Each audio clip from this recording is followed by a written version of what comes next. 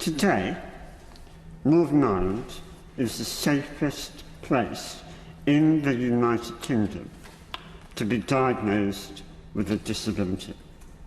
If this bill is passed, that will change overnight on the 21st of October.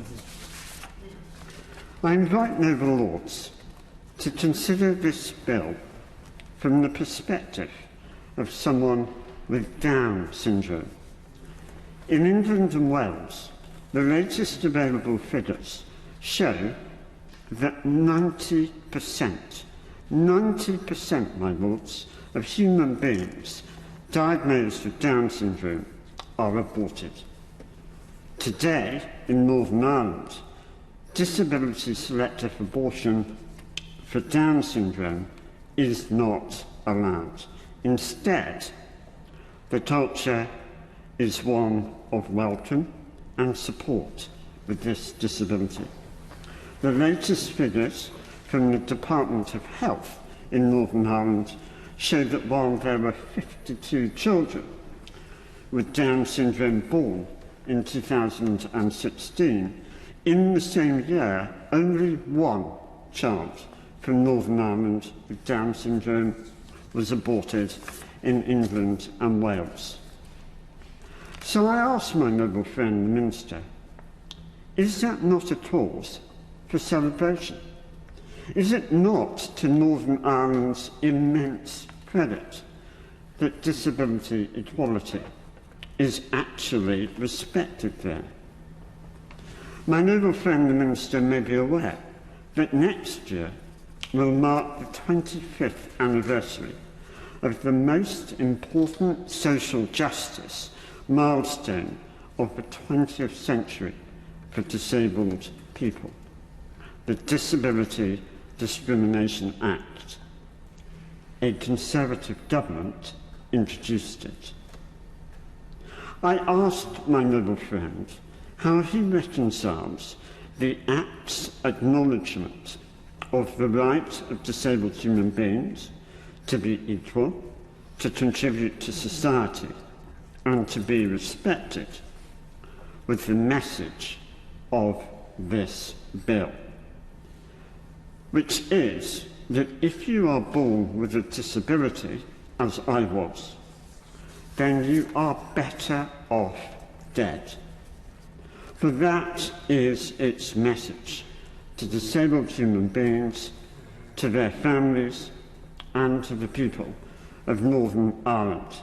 And that is why it is so sad that the party which swore to respect Northern Ireland is driving roughshod over the clearly expressed views of the majority of its people in order to impose lethal discrimination on grounds of disability and to treat human beings diagnosed with disability before birth as less equal.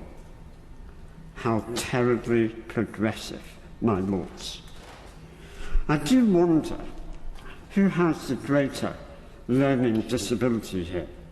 Those whom we seem intent on denying the equal right to exist, such as human beings with Down syndrome, or those, especially in my party, who appear determined to unlearn the lessons of the Disability Discrimination Act. My lords, I was born disabled. I will die disabled. It is the hand I have been dealt. Indeed, it is likely to be the hand most of us are dealt before our days are done.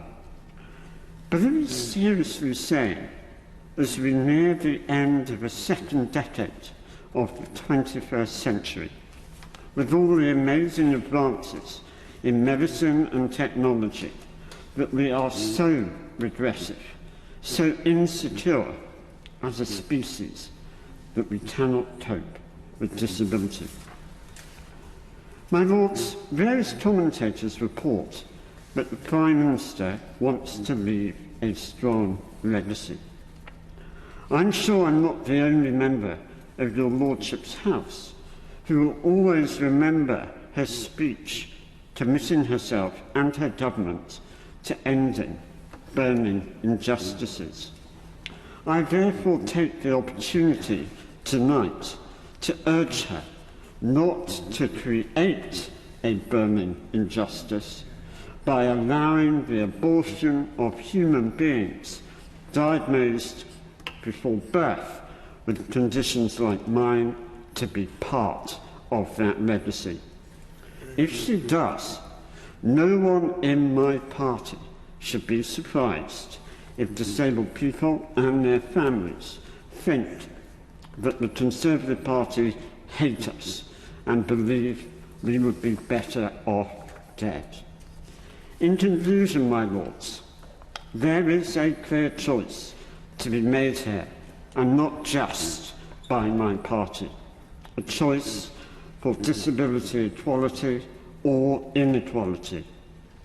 I implore all noble lords who believe in genuine equality to stand with disabled human beings in Northern Ireland and respect them and devolution by supporting this amendment.